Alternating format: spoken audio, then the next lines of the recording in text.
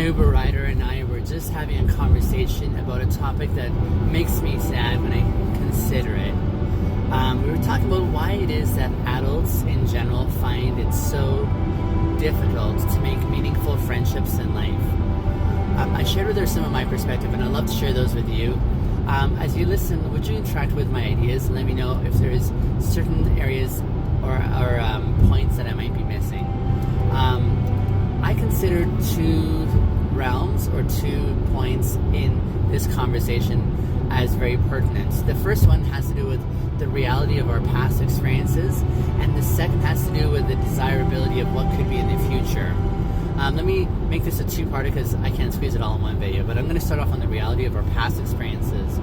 Without knowing you, my dear watcher, on this video, I can extrapolate some experiences I feel confidence that you've had in your past. And that is that in your past, just like me, we've experienced what I call the ouch factor. Those experiences in our past where we showed up in the world expressing who we truly were, and we were shut down because of those expressions. This usually happens, I think, in our early years, in our formative years, where we showed up in this world with a sense of naivete, with a sense of wonder and curiosity and playfulness, and we loved expressing that side of who we truly were. We felt no inhibitions, and so we were able to express saying, wow, this is so cool, or I don't like that, or all the things along the way in the broad range of emotions. But during that